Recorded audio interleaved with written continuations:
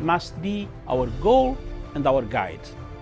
And all that we strive for as a human family, dignity and hope, progress and prosperity, depends on peace. But peace depends on us.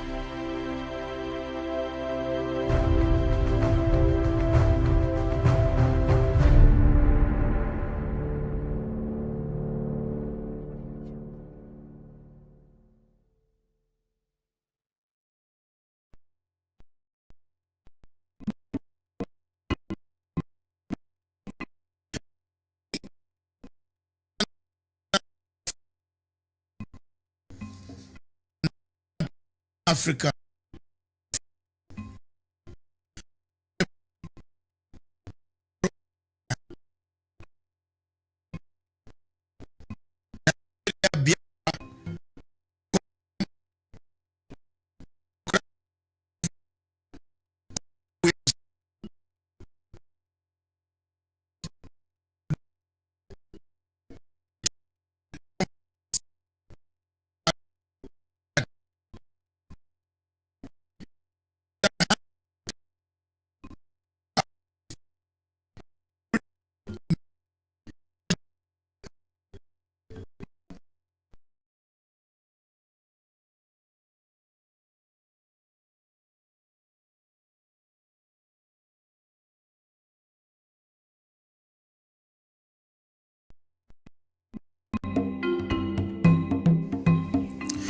Today, thousands and thousands of Africans and many countries in Africa have conflicts.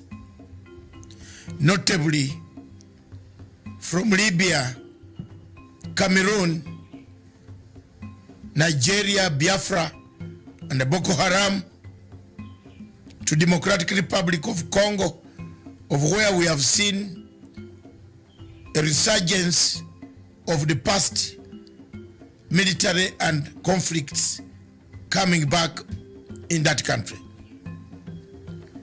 Hundreds and hundreds of people have been displaced, killed, maimed, tortured, raped, several of them dying of hunger, starvation, and other natural causes. The fighting seems not to be ending. For the sake of Libya, the Libyan recognized international government is under siege in Tripoli from another faction recognized by Egypt, France, UAE, and other countries. Whereas the one in Tripoli is recognized by the UN, it has been bombarded, has been strangulated, and many millions of Libyans are dying of hunger, lack of water. The water system has been cut off. The bombardment goes on.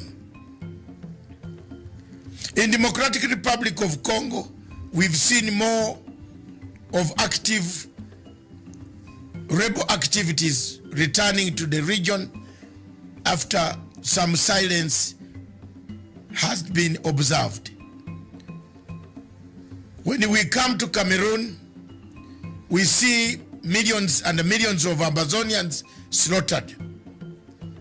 Yet, when you come to Biafra, again millions and hundreds, millions and millions are worried, displaced, tortured by the Buhari regime.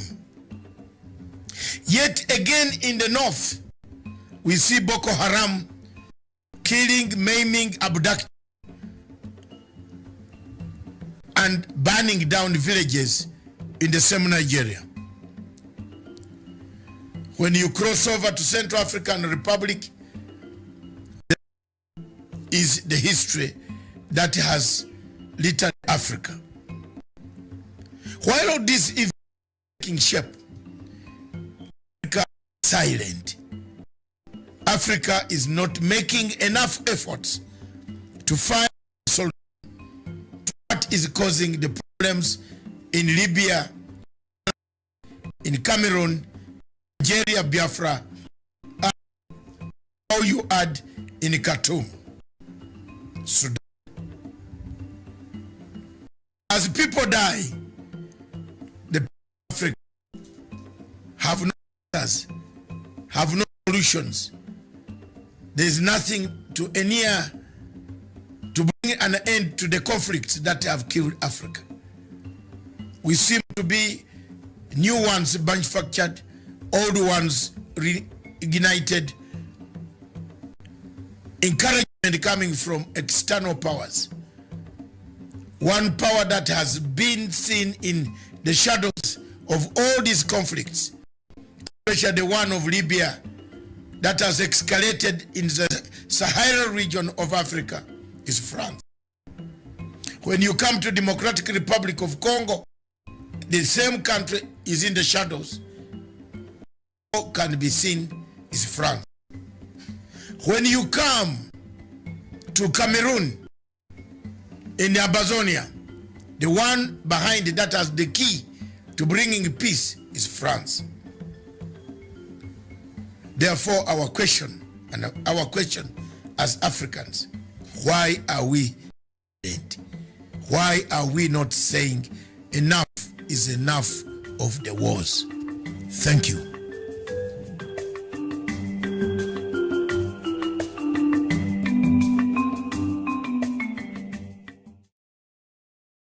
For watching Punchline Africa Television.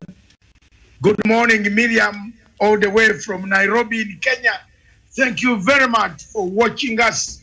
This is Punchline Africa TV, the television for Pan-Africanism, for Africa, and for the diaspora Africa. Wherever you are in diaspora, watch this television. If you want to hear facts about countries, choose any country from Taliban up to Taliban. We never went anywhere. We stayed where we are. Some people are scared of my analysis. But it's going to come. It's going to work, whether you like Natsanga or not. My analysis was correct. I warned the people that they be careful about Americans meeting Al-Shabaab, and let's be prepared to see this Al-Shabaab sharing a bus with us somehow in Mogadishu. And this is going to happen, I tell you. It's going on somewhere behind the corridors of darkness of Doha. Doha has become the epic center of terrorism meetings. So there you are. It has happened from Taliban to Taliban. What a shame. I liked what the MPs of the British Parliament, how they mocked the government on how the troops returned home, frozen with their knickers and pants down. Oh my God, it was bad news.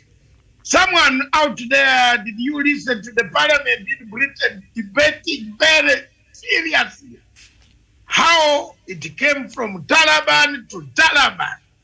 20 years wasted taxpayers' money which they collect from us. And we deliver them every penny and every pence we pay. Then they said they are going to educate some men there and a goof in the bushes. Kumbe they are training men who are their own people. The two gentlemen who have, all the people who have mushroomed to be leading Afghanistan were all had British American passports. Ghani has an American passport. The head of Taliban is an American. What a shame. Then why did we waste all this money? So I liked one of the editors' memo to open it that way. That we say, we said, it happened. I was warning people in Africa, those who claim to be in these institutions of security, to be careful. That one day we might be told, sorry, Mr. Al-Shabaab are part and parcel of us. They are partners in peace And then we shall forget about the wounds of Westgate. We shall forget about the wounds of the Kampala Club. We shall forget about the wounds caused in Mogadishu to ordinary Somali people who have lost their lives, the journalists who have died in Somalia for the sake of only reporting. We shall forget. That is the way the world is going right now. Unless America pulls out another one, unless it has gone, it is dented. It's dented. Then why did you take people to Montego Bay? Why did you detain people in Montego Bay? What was the use, America? Yesterday, editor's memo picked up the discussion of the British Parliament on the withdrawal of the British troops in Afghanistan. Hallelujah. Thank you very much, members of Parliament. I want to thank my member of Parliament for Croydon Central for having very instrumental in putting out the debate. Thank you very much, all of you. I want to thank the Labour Party for asking very curious questions, because these guys went out in Afghanistan on when the Labour Party was in the government. Yes. No, when the Conservative was in the government, almost. That's 20 years ago. If you minus 1999, yes. 1999, we were in government, yes. That was the Labour Party. Tony Blair, again. What is we came to power in 1998 in Britain when we, for the first time. It is because an African like me got involved in the campaign that Labour won. Otherwise, they would have not won. They have been losing all the time. I brought very good luck in UK, and then they won. Good luck from God. Yes, worked. We won constituencies back. I'm honest, medium. 1998 was a victory for the Labour Party for the first time, because some of us, if you look at the pictures at Walworth House near in the Camberwell, near Elephant and the Castle, you see Matanga there with Robin Cook. We won. We won. We brought them. Then now, immediately Tony Blair said, there's a sexty document, doctored, sexty. What do you call it, doctor? The editor says doctored. We don't want to use those words, because the mouse in the church is hearing from the top, but it is not touching the money. Have you ever heard of the church mouse? If somebody says you are as poor as a church mouse, it's very bad news. It means the mouse watches the bishop counting the cash, but it can't catch the cash. So viewers, this morning, our editor's memo starts from there. Memo number 2 from the editor. Miriam, I have picked an article by a lady who works, Akisa Wandera. Akisa Wandera seemed to have gone to school, but never got anything out of school.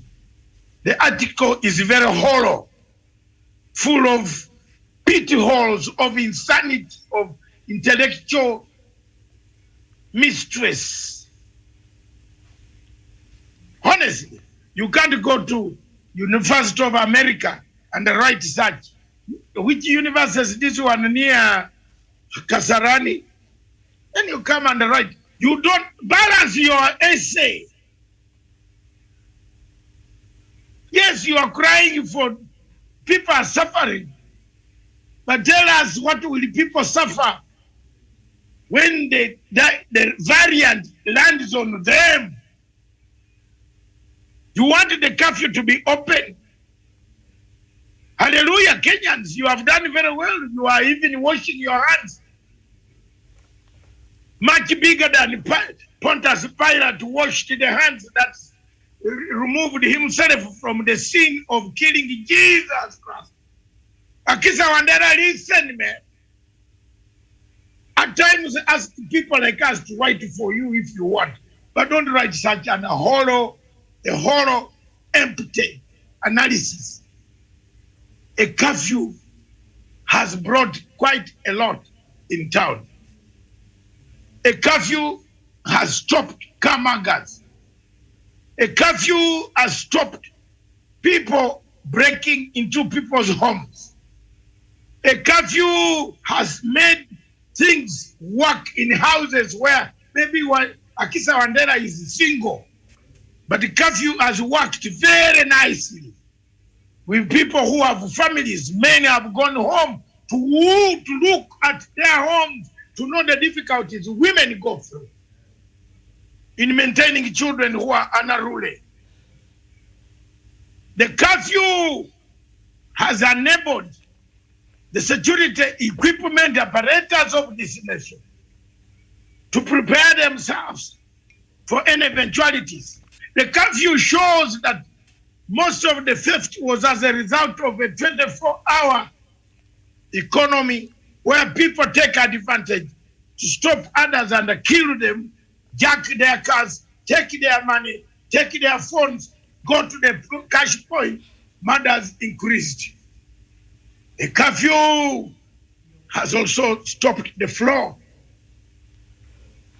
of love affair. Most people used to go to nightclubs, used to go to hotels, both married, single, and whatever. Don't say married men or married women. All people in Kenya, everywhere, not only in Kenya, in Uganda, they do these things of shadow deals in hotels before they arrive home. And this is a reality, Miriam, of Africa. Very few people in Africa are Christians or Muslims who keep their law that they have 4 women, therefore they are satisfied. Yes, even those who have 4 women want the 5th one. So a curfew, I know I can see Kirimi laughing, but that's the seriousness. One of the people is laughing here in the Karanja. Take part in the discussion, it's very serious. The curfew has removed that.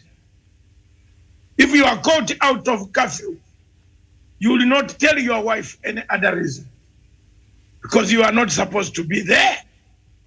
But the people used to have difficulties, reasons. He's just in Nairobi, he says in Naivasha. He was caught, he has slept in Naivasha. We have homes stable. But curfew also equally has brought what we call domestic violence. Yes, Wandera should have balanced, should have asked, but what are the main features that help? What are you fighting for? You want a good life. You want your shop to be open. You want your market to be open. But will you be in that market at the end of the day, media? Tomorrow, the variant which is destroying people between the ages of 25, 35 is not coming for even big people like us. If you go to hospitals, most of the hospitals are now full of people who have nothing, who don't do anything. They are younger men, professionals, they have been hit by the variant. Let's get one act together on the question of COVID. Any judge, anybody coming up with stupidity is the most silly judge that one can see on planet Earth. How do you rule that you cannot enforce this? That one is done. Another thing that I picked from the editor's memo is the judgment made by Miriam. Can tell me the judge's name because usually I don't like them. So I don't even look at their faces.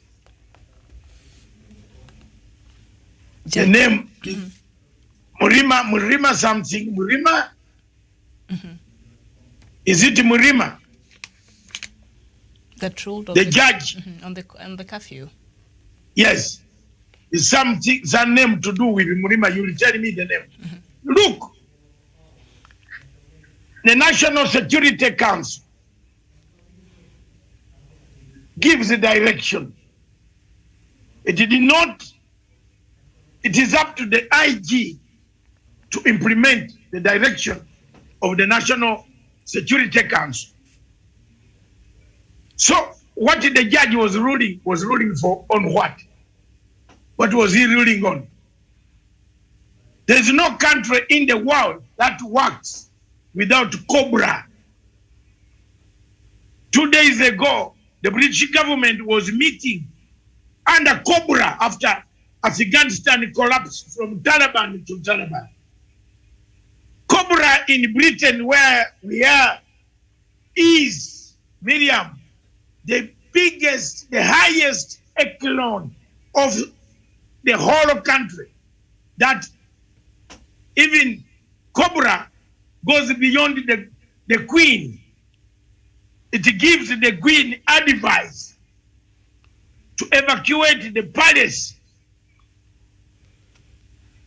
Now, some of these judges who read 1 degree from Nairobi University, like this one here, 1 degree of law, comes around and says, even where the law came from in Britain, India, Cobra is ANZAC, National Security Council, is powerful. It changes, it gives direction. Let's not make this country, which way Kenya? Are you seeing the way I'm fitting in? Which way Kenya? Where are we heading? Let's make this country a lazy state. The French, just that. Kila mtu casual state. Small judge here went just making a casual. Soon the judges are going to tell us how to laugh. That Kenyans should not laugh the way they should laugh in this direction. They are going to tell us on how we can run our homes when we can even have our food in the houses, when you can even have time with your wife or with your husband. Very soon they are telling us. The way I've seen these Kenyan judges, very soon they are going to tell people how they can sleep. Sleep this direction, don't sleep on the left-hand side. We want you to be sleeping only this way. Surely, is this a state which we know? Where did they get this type of rules, Miriam? It bothers every person who has seen the Commonwealth War, a law working somewhere else, turns on and talks about instructions. ANZAC is the main security body.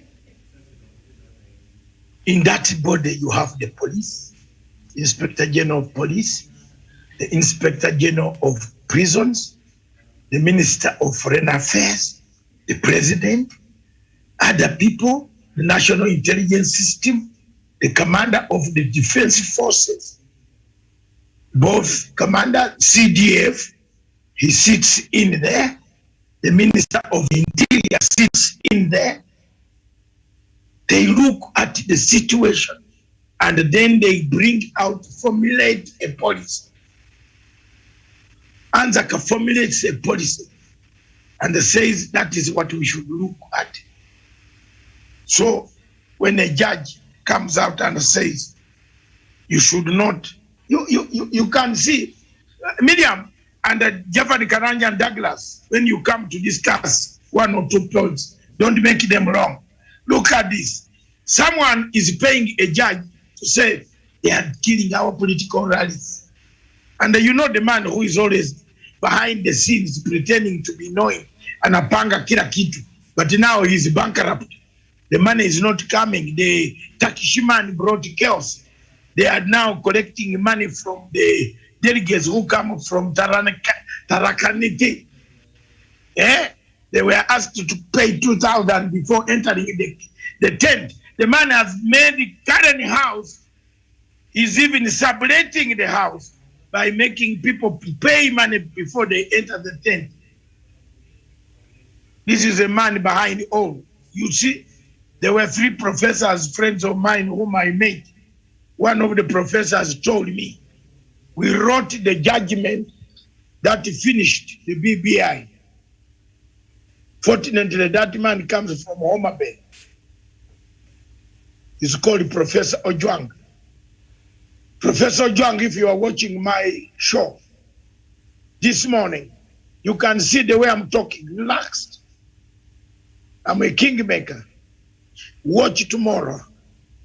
I want you to laugh or cry. If it is cry, I want you to cry, River Nile. And we want to move further, Ojwang. Professor Dr. Ojwang from Nazareth University.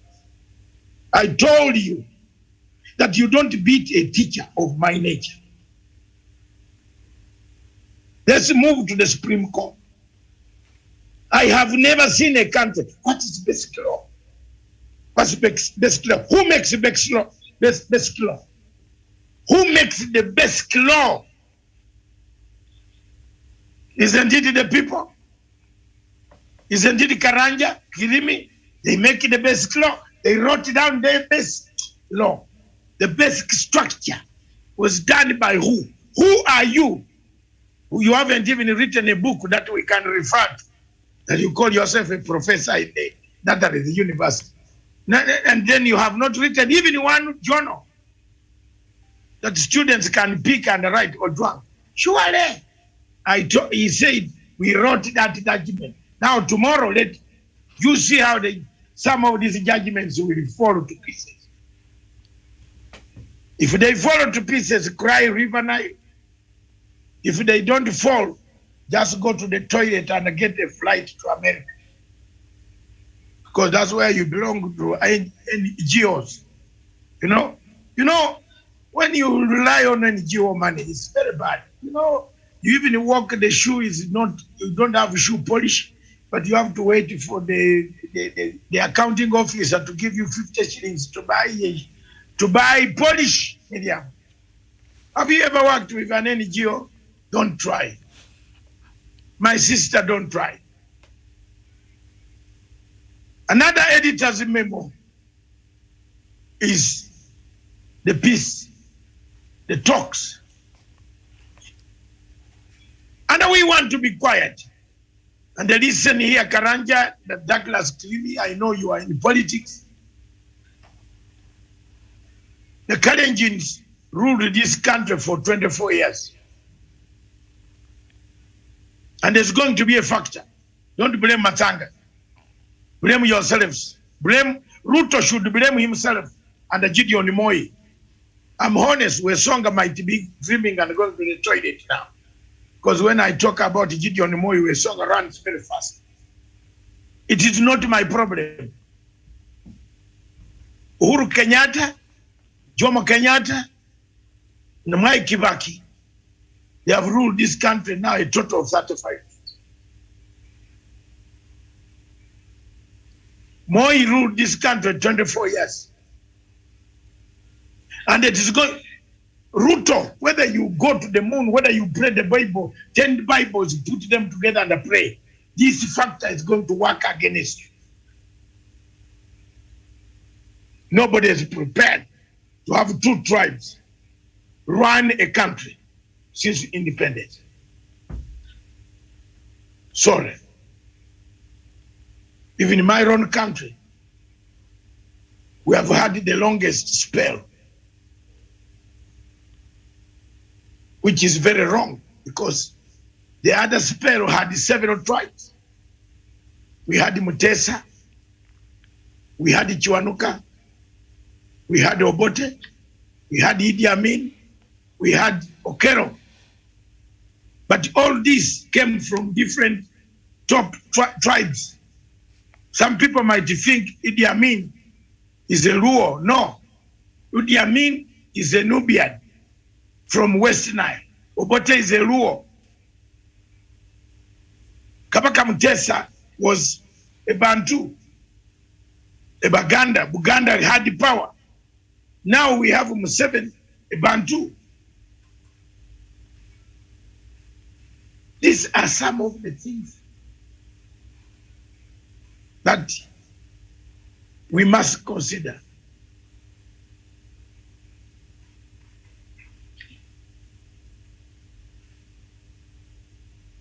Miriam, meanwhile, talk, do something. Okay. Look at the topic. I'm coming back to finish it up.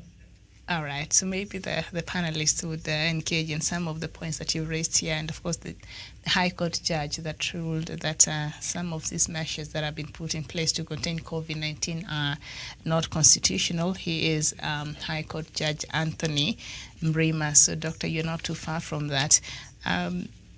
Douglas Kirimi, what have you picked? Doctor started by the British Parliament debate on Afghanistan yesterday, and then lifting of the curfews, giving pros and cons, and then the court judgment that the curfew is unconstitutional and some of the containment measures, and well as, a time perhaps for another community to lead, to rule this country. That is what Doctor just outlined there. So, Douglas Kirimi, what has stood out for you in those points? Thank you, Miriam. And I'm very grateful that the doctors come out very clearly on core issues, especially on the issue of BBI, the issue of COVID-19 containment measures, and also the issue of the British Parliament that has spoken on the issue of Afghanistan and the asking and questions.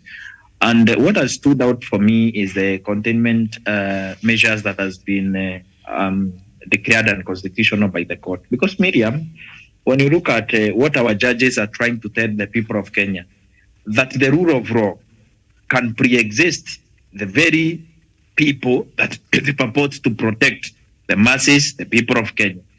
When, Miriam, the rule of law in this country is set in such a way that if the containment measures are declared unconstitutional and the people of Kenya die, all of them, including the president, God forbid, and God forbid that I would die because I was not able to adhere to the containment measures because they were declared unconstitutional. At that point, Miriam, when the push comes to the shove, will that rule of law that is being upheld, or the law that is being followed, going to save this country that we really love, the Republic of Kenya? Sometimes, Miriam, measures, extraordinary, desperate times calls for desperate measures to be put in place, because at the end of the day, it is the lives of the people of Kenya that are in place, that are at stake. When you look at it, Miriam, we need to be able to separate facts and fiction. You cannot be able to rule, you can rule it unconstitutional, but you can give out a reason or a prerequisite, or give out something that can be able to precede your judgment and say, as much as I am going to rule out these containment measures unconstitutional, they should be upheld for the benefit and the welfare of the people of Kenya. When, Miriam, these things are not done in accordance to the existing conditions. The existing conditions are the COVID-19 scourge in this country has killed so many people, especially the Delta variant in this country, Miriam, has sent so many people to the other world. They have transitioned because of this COVID-19. We need to be able to have an holistic approach even from our courts on the issue of COVID-19. Another issue that the doctors mentioned that has really touched my heart is the issue of Afghanistan. Miriam, we've seen countries like Britain and America waste a lot of resources going to Afghanistan. And Miriam, when you allow countries like USA go to a country deposed leaders. The Taliban were deposed 20 years ago. They have returned with their pomp and cara. They have returned with everything that they could be able to gather. Their country is going to be in shambles because people are fleeing their country. They are declaring themselves refugees in a country that was progressive and moving on forward. But also, these kind of interferences from foreign powers should be stopped by all means. Why are they invading independent countries? And when during their wake, Miriam, like in the wake of the American, in the wake of the American departure from Afghanistan, they have left that country that was in less time that they had anticipated 3 months from when they left. They had anticipated that the Taliban would have taken the country. It only took 90 hours for them to be able to invade Kabul and take charge of government from Kabul. The president of that republic, President Ashraf Ghani, ran away and fled away from his own country. He could not be able to defend the people, defend their dignity from the Taliban.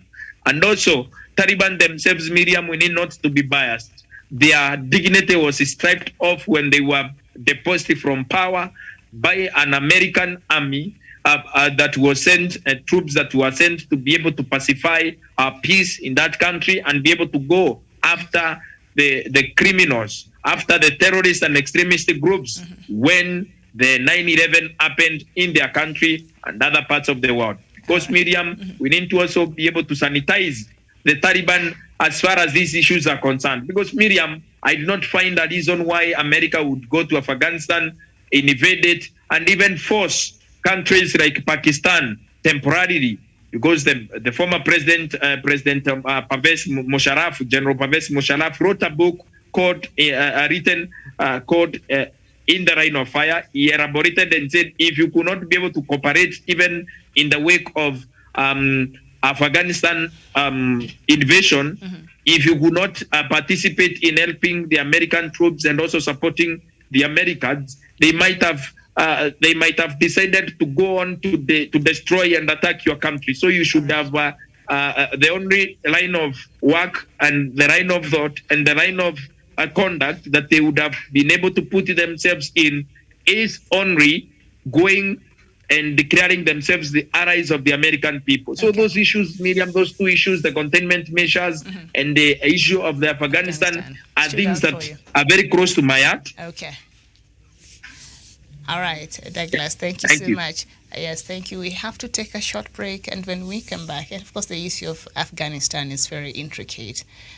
The chaos that we see right now started in the late 80s after the Mujahideen and others, drove off the Soviet Union, and it's a whole story, history, but, we will talk about it as we continue with this Afghanistan story in subsequent shows. We will take a short break, and when we come back, Doctor will continue with his points, and then Javan will have an opportunity to, respond to some of these points. Don't go too far. The government of Kenya is keen on the development of social economic infrastructure to support the realization of the Big Four agenda and Vision 2030. The ambitious infrastructure projects are aimed at opening up the country for business and bolster productivity, particularly in the agricultural, manufacturing and the service industry, as this would bolster employment opportunities. Part of these critical infrastructure projects include the ongoing 27-kilometer expressway linking Nairobi's Jomo Kenyatta International Airport and Nairobi's Westlands. Upon completion, the expressway will exponentially reduce travel times within Nairobi and thus help the country save man-hours, which is being lost in the traffic jams on a daily basis. The Lake Victoria Port Modernization Project to increase cargo handling capacity of the port and to increase Kenya's bilateral and multilateral trading within the region.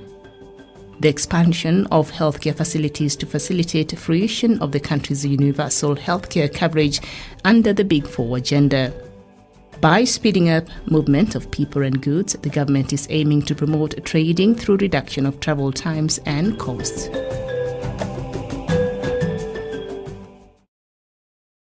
Welcome back, and Doctor will continue giving his editors points there, and then Jevan will come after that.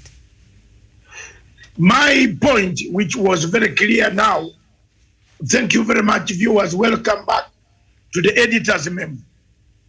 Another point that is bringing us, which I was developing, the point of the factors that will work against candidates in 2022 elections of Kenya. One of the factors that will work will be how many years did one tribe that is seeking to go to presidential elections has ruled. If you put the total number of years that Moi was the head of state, 24. You put a total number of years one tribe from the mountain is 35. If you put, therefore, if you are calling ourselves Kenya, why don't you remodel Kenya and give another chance to another place? Why don't you feel? After all, democracy does not mean that you continue voting from one tribe only. You can't use your tribe only. You have to use a nation. And that's why President Uhuru Kenyatta is saying, you people, for unity, let this leadership also go out. You might hate him as the people are hating. But the point he's making is very clear. Why is there a war now in Ethiopia? Why? Because there has been a dominant tribe that has been at the power center. Did you know why the Ethiopia roadblocks are now being laid? You cannot drive to Addis Ababa. Men have arrived from nowhere, black dark men. And another group is coming from the top, coming towards Addis Ababa. You don't want to leave your country in that state of disorder because some people were denied the centerpiece of your freedom of independence. Therefore, what Kenyatta is saying is to allow, spread this. Yes, Ruto can shelve his ambition because Moi had 24 years. And I'm very happy that Moi's son, Gideon, has not been very vocal.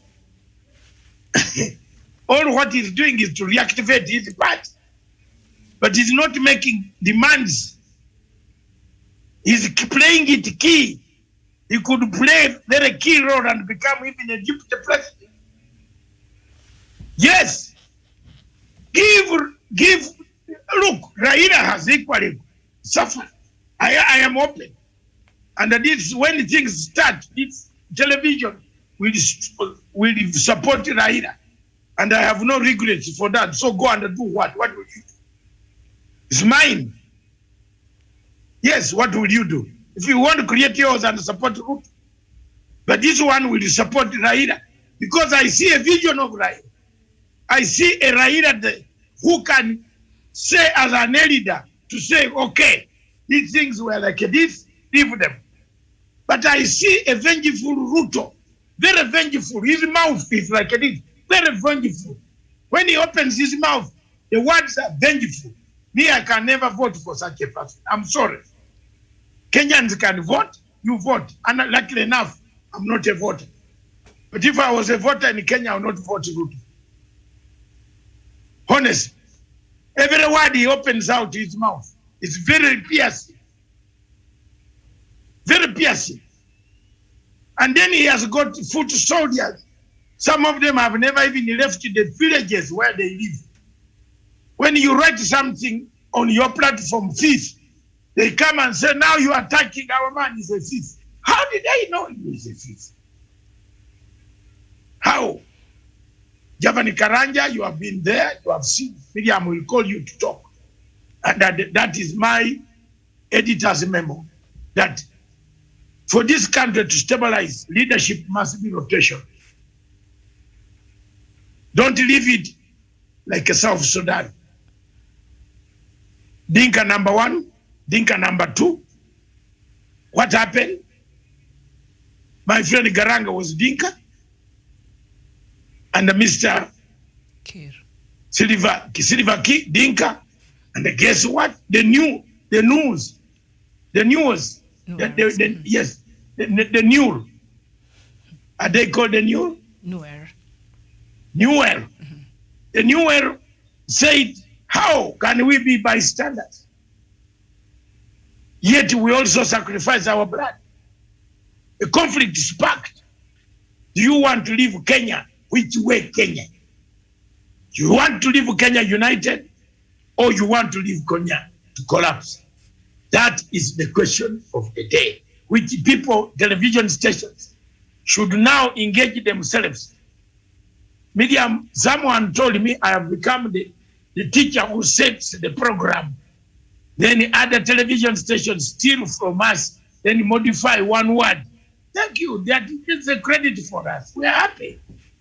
We set the way. Have you seen that bus called from Mombasa? We lead the way and others follow. And you can, if you are following it with Douglas, if you are following that bus with your car, the bus runs like hell. We lead the way and others follow.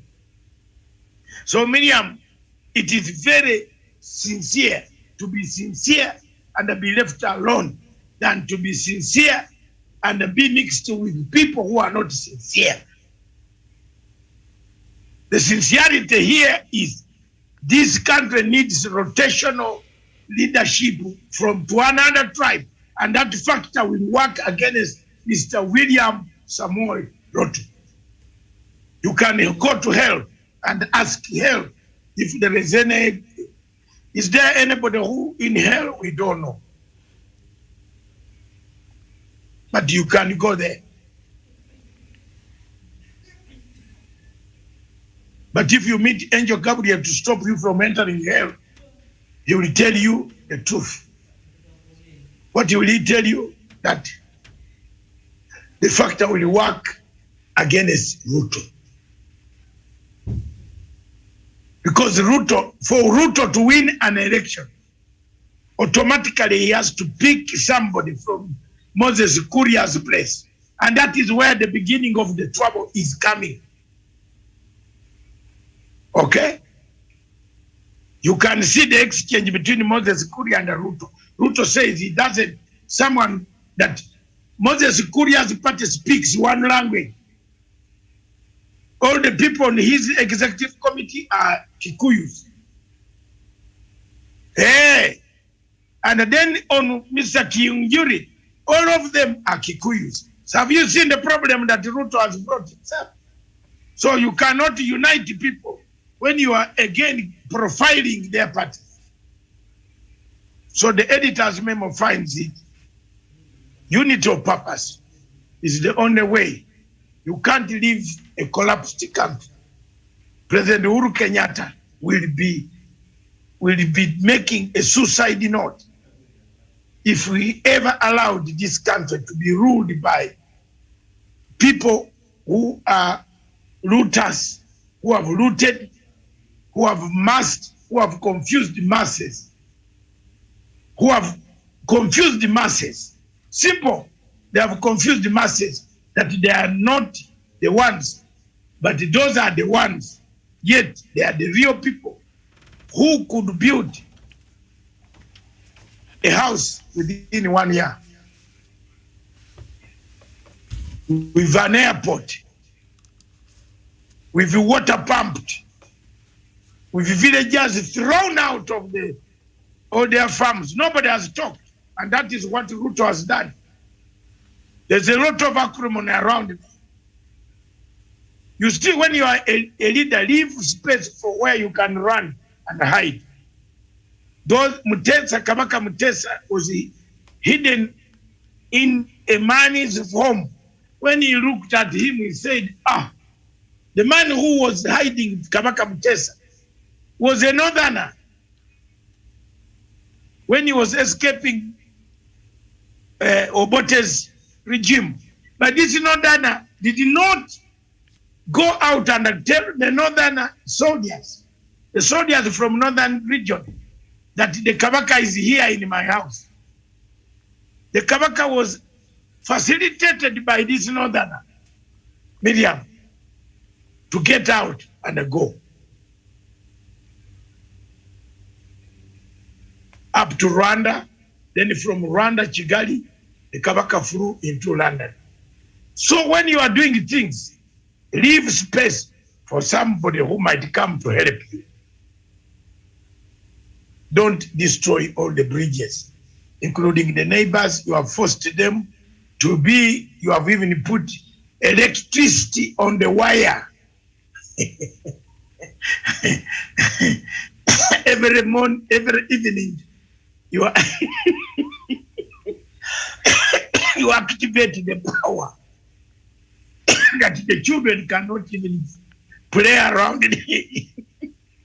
So that's the scenario, Miriam, the editor's memo. All right. Hands back the baton to you. Okay, thank you so much. So, Jevan Karanja, just shortly. Yeah, thank you very much, Miriam. And I'm in agreement with what Doctor have said this morning, that we need to ensure that as a country, to deal with the issue of inclusivity, we must make sure that other Kenyans feel like they are part and parcel of this country. And that can only happen when they see one of them, when they see their regional leaders at higher decision-making table. And that is something that the doctor is talking about when he says that the presidency need to rotate around. Since independence, the presidency has been rotating between two communities. And to that extent, some Kenyans feel excluded, some Kenyans feel less privileged, that they have not even gone near to State House. And they feel like, and this is a feeling around, that if president happens to come from your region, you are privileged. There are some of the best development, the best cake, the sweetest part of the cake will come to your region. Therefore, they also need to experience that. And that will come if they only have a presidency or a bigger person coming from their region. And I think by doing so, we'll sort the issue of marginalization and we will not see people fighting because of these positions. And Miriam, to achieve that unanimously and harmoniously so that everyone will feel at home, we need to expand the executive so that everyone will feel at home and we'll see that we have an outlook of a Kenyan nation. Because if we go by this status quo, we remain with having two tribes controlling everything. And that will ensure that others will remain excluded. And that is why we have a problem in this country. On that point, I beg to submit. Thank you. Thank you so much, Jevan Karanja. And I think that's where we end our show this morning. Thank you also, Douglas Kirimen, as well, Dr. David Matanga, for giving us those points that even the rest of the panelists have built on. This has been the editor's memo. My name is Miriam Ogutu. Bye-bye for now.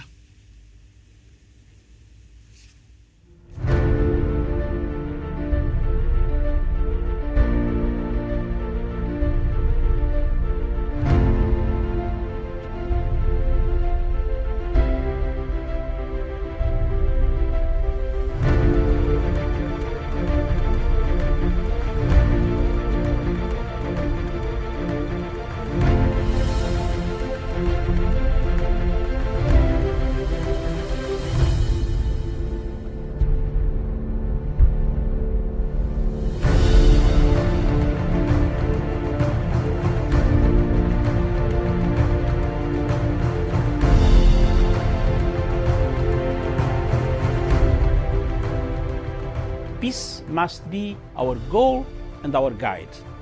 And all that we strive for as a human family, dignity and hope, progress and prosperity, depends on peace. But peace depends on us.